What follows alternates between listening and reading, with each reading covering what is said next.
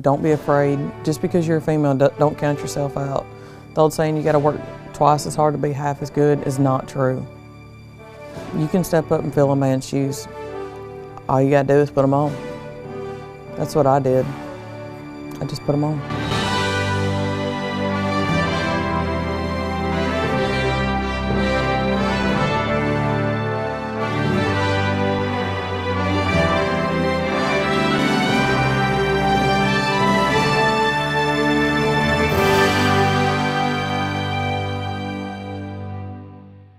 THP is my family. THP is the best professionally in the nation.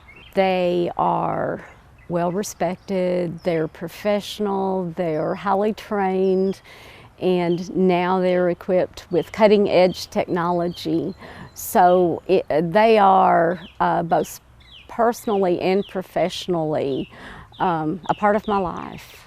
I knew that I wanted to be a trooper in 1978. My daughter and I were involved in a crash. We were hit by a drunk driver, and the trooper that investigated it was professional, and I watched his interaction with the public and the local law enforcement. The first time I saw a woman trooper was in '84. And so I knew that it was possible then. I started as a trooper in the Cookeville district. Then I went on to accreditation and staff inspections, and finally to the investigation unit. And then Colonel Trott asked me to be his major.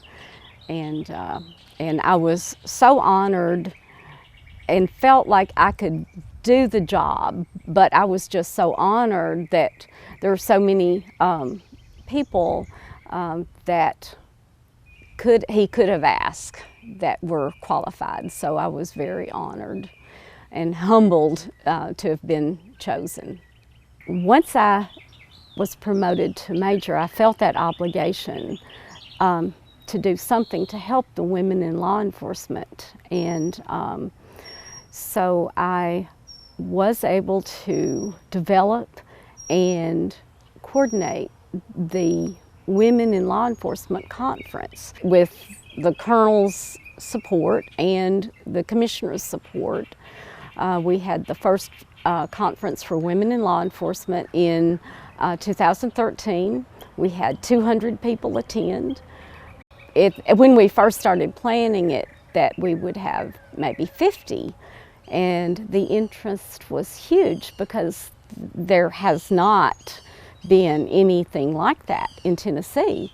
We have all sorts of training, but none specific to women. So in 2015, we had 300 plus attend.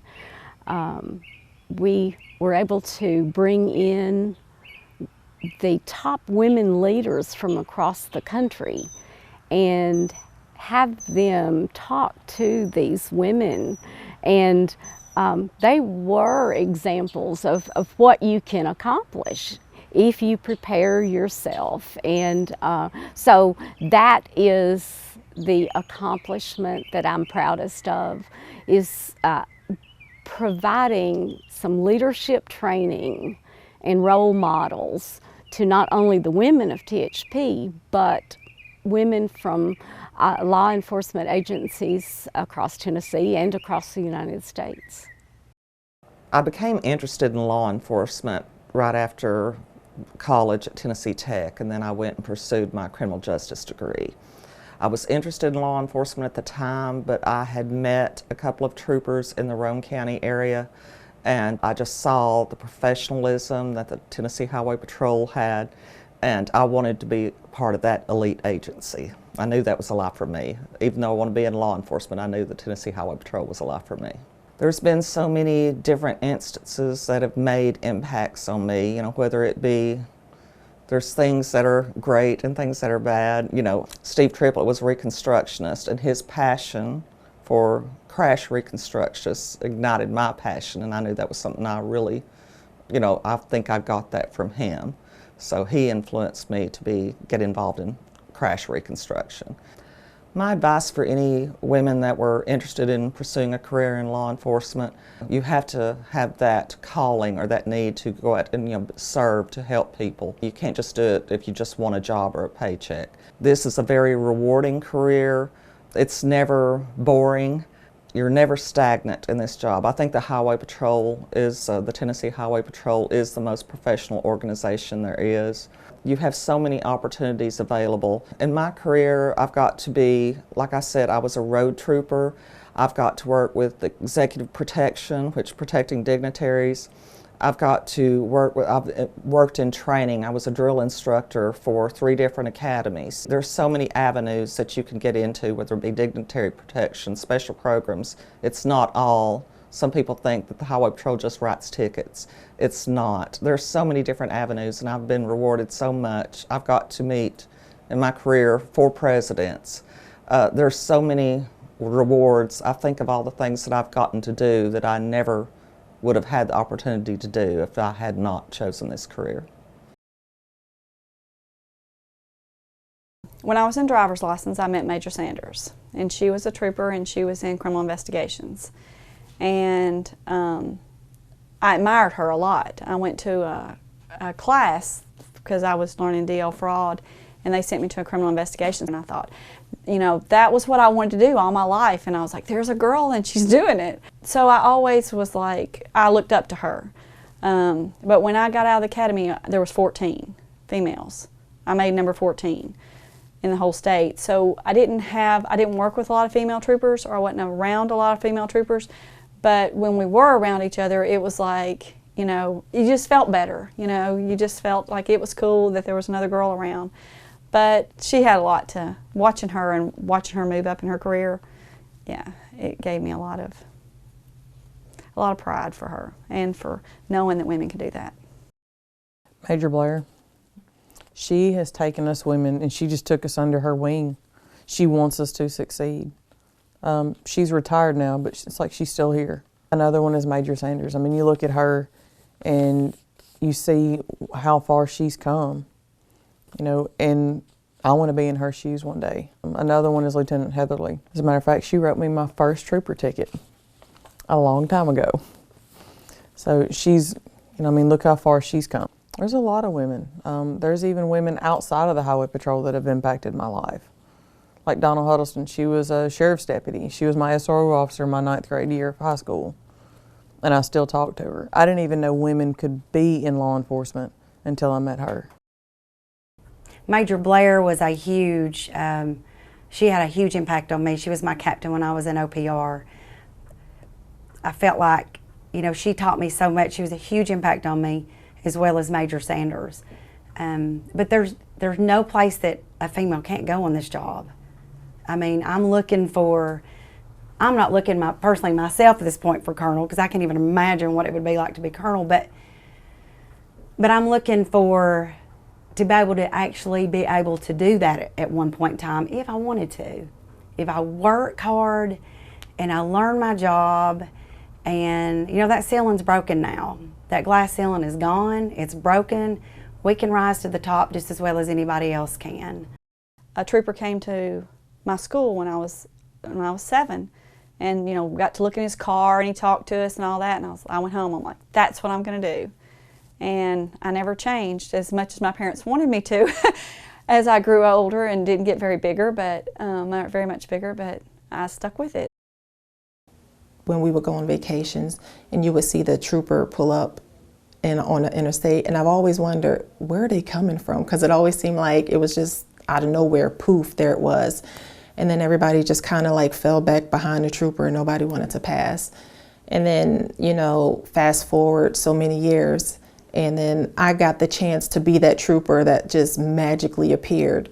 And so when you stop at gas stations or you go in a store and you're out in the public and you see little children and little children will look at you, and especially being a woman, and then you get the adults as well. And I have had several people come up to me and say, you are the first female state trooper that I've seen, you know.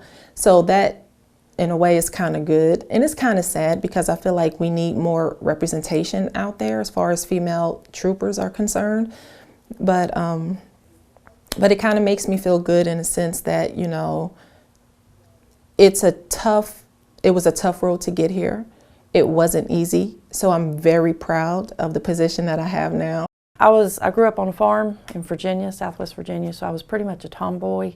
I didn't know exactly what I wanted to do, but I went to school for criminal justice. My initial was probation, parole, and that's kind of the path I traveled. My dad drove a truck, and that's kind of my avenue into the commercial vehicle enforcement. I knew a lot about trucks, the job came open, and that's kind of been my caveat or my specialty over the years. In 2004, I had the opportunity to teach commercial vehicle enforcement classes to all the troopers statewide. And so we had about 22, 25 classes. So I was able to meet everyone, see the different divisions and how everybody reacted and the camaraderie that was truly there. And it was probably at that point in time that I realized I was home. I remember coming through the academy and we're doing flag detail. And as you're looking up at the flag, you see the American flag and you see the THP flag, and then you see the state of Tennessee.